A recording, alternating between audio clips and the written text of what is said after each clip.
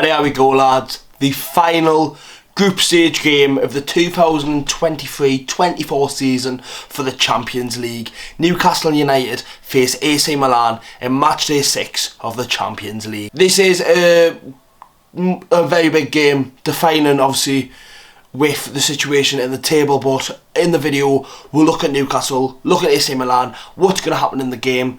Really interesting one. Both teams are not in form at the minute, and it's going to be a tough one at St James's Park. But vlog will be out Wednesday night. Going to be wicked.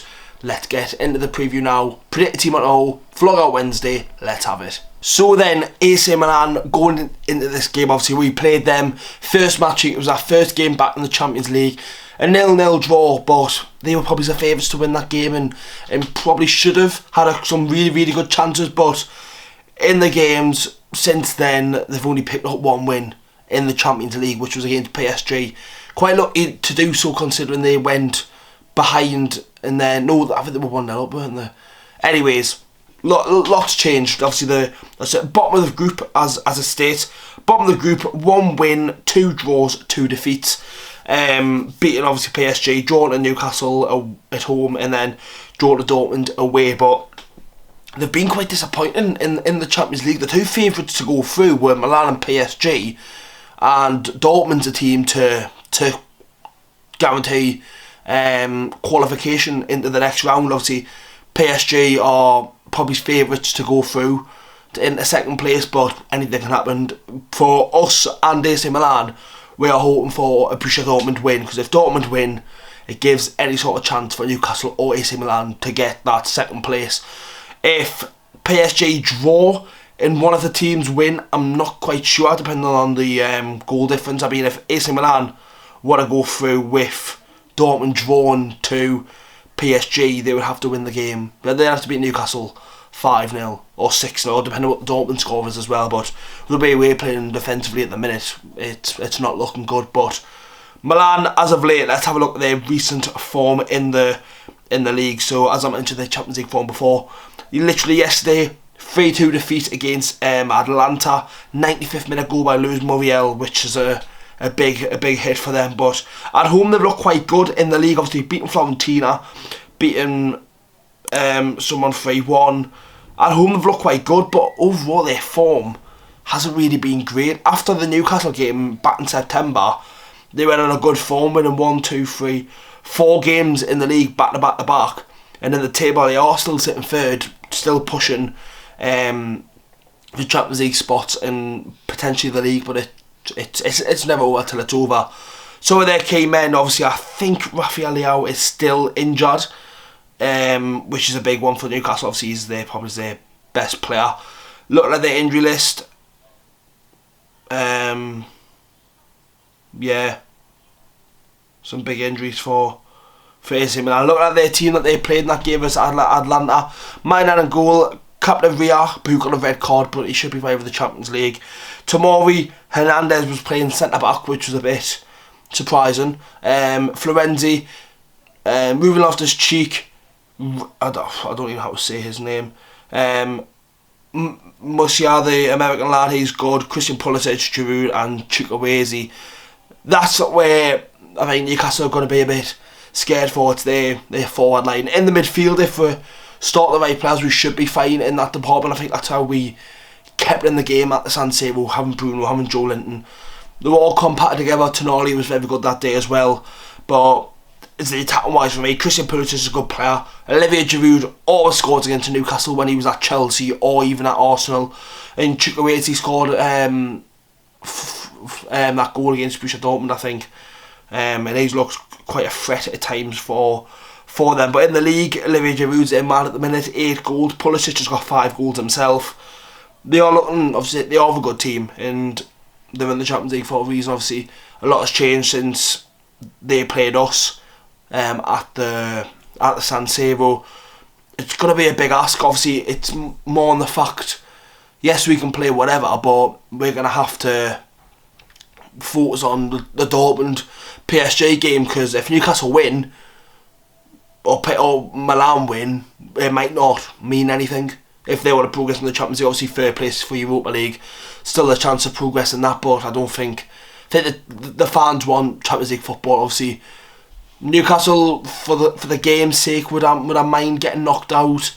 Not for me. I wanna go for it, because why not? The first time in 20 years we're here, we might as well go for it. Milan want to do the same. Let's speak about the tune properly then. So Newcastle at the minute, I've seen a stat, and I don't know what's happened to the club at the minute.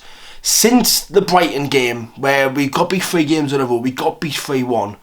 In a period of time, until that Everton game, we conceded 7 goals in that whole period in the league. And in the last 72 hours, we've conceded 7 goals, which is a big worry. People are blaming Dubravka, Trippier, Lascelles.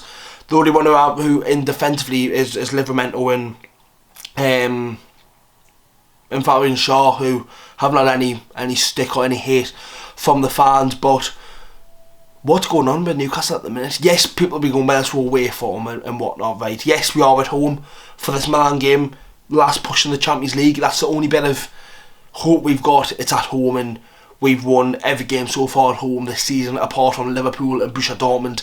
We've beaten City, we've beaten United, we've beaten Chelsea, we've beaten Arsenal, beaten PSG, all at home this season. Can we do it again against AC Milan? We've got to keep that home form as our threat going forward, because that's at the minute the only thing that we've really got is that home form keeping us going. Because example, say we're home form dips, Newcastle United dip. One thing that I've seen, Everton won yet again today. Everton are only 3 points behind Newcastle. Yes, they had the 10-point deduction, which I'm not taking account. If that deduction didn't get placed, they would be on 23 points. And Newcastle United have got 26. And that's a worry. That's a massive worry. I don't know what's going on at the minute. Defensively, we look a bit shaky. Dubravka doesn't really look like, obviously, he's going to be getting his first Champions League minutes after, obviously, the PSG game where Nick Pope was immense. Nick Pope has been good this season. He's had his moments where we've doubted him and whatnot, but he is an unbelievable shot stopper. And I think if he was playing in the Everton and Spurs game, it could have been a different story. I think Nick Pope probably saves all the goals against Everton, apart from the Decore one. And against Spurs today, it's a tough one to call. Obviously, the penalty is a penalty. It's the roll of the dice. It's the luck of having a penalty. The third goal, what was that again? What I'm trying to say is Nick Pope would probably stand a chance a bit more if Nick Pope was playing rather than Dubravka, but we can't sit here and slate and whatnot. He's our only keeper. I can't see anyhow bringing Karius in or Gillespie. I wouldn't mind maybe saying Karius, but you can tell he trusts Martin, and he will start. Kieran Trippier is banned for the game versus Fulham, but he will play against AC Milan on Wednesday night. Obviously, defensively as well, we don't know anything about Botman. I'd love to see Botman back sooner rather than later, because the games are coming thick and fast, and obviously we've got a lot of players who are on 4 yellow cards, ready to hit 5, and obviously missing games, and we need to be utilising the squad when these players do come back from injury. We've got Longstaff, I've got Wilson back, which is big. Harvey Barnes should be on the squad for AC Milan, which is mad considering the last time he played for the club, it was AC Milan and Sheffield United. That was the last time he played for it, back in September. We're in December now. We need him back in the squad. We need these lads to come back fit as ever and go for the Champions League. Obviously, fans are still sitting there going, should we go for the Champions League? Should we focus on the league? Should we focus on the cup?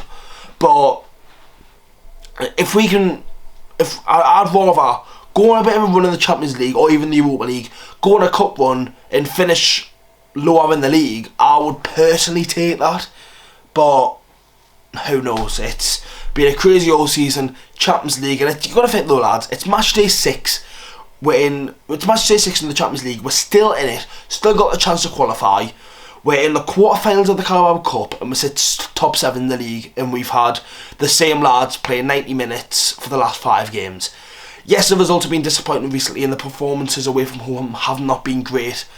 But let's get behind the lads. Let's hope we can get that win on Wednesday night and whatnot. But I'll be in town nice and early, so if anyone's about, I'll see you all in the tune before the Newcastle vs AC Milan game on Wednesday, 8 o'clock kick-off at St James's. That's the end of the preview, boys. I'm not going to give a prediction. It's too big of a game to even think about what the prediction or how it's going to happen. Let's just go into the game in full confidence. War Flags display ready for it. Bring your scarves, because that is the display as well. Anyways, lads, predict team tomorrow, and then obviously the vlog will be out on Wednesday. Have a good one, boys. See you in the next one.